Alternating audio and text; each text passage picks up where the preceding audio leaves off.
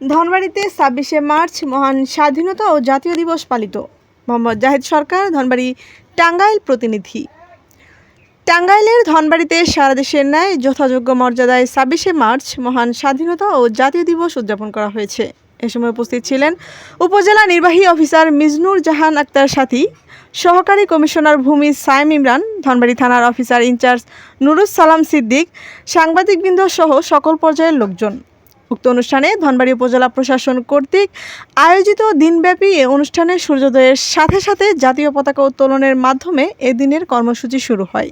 এরপর জাতির শ্রেষ্ঠ সন্তানদের স্মরণে শহীদ মিনারে পুষ্পস্তবক অর্পণ করেন ধনবাড়ি উপজেলা প্রশাসন, মুক্তিযোদ্ধা সংসদ, বিভিন্ন রাজনৈতিক দলের নেতৃবৃন্দ, বিভিন্ন শিক্ষা প্রতিষ্ঠান সহ বিভিন্ন সংগঠন।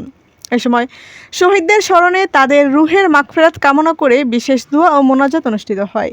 অনুষ্ঠানের দ্বিতীয় অংশে দিবসটি উপলক্ষে ধনবাড়ি নব ইনস্টিটিউট মাঠে আলোচনা সভা, মুক্তিযোদ্ধাদের ফুল দিয়ে বরণ, কুচকাওয়াজ, বিভিন্ন প্রতিষ্ঠানের ডিসপ্লে প্রদর্শন ও খেলাধুলা এবং বিজয়ীদের মধ্যে পুরস্কার প্রদানের মধ্য দিয়েই অনুষ্ঠানের সমাপ্তি ঘোষণা করা হয়।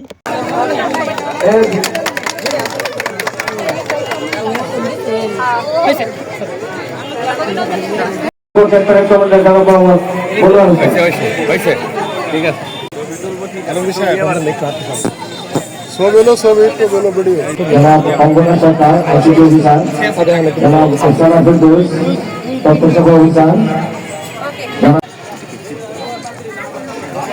দ্বিতীয় সমন্বয়কারী সিরাজ চৌধুরী।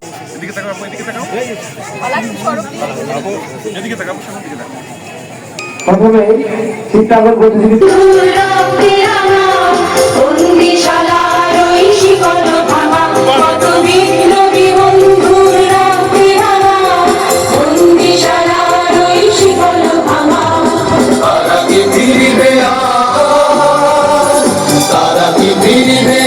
সুপ্রভাতে যত তরুণ অরুণ গেছে আশা চলে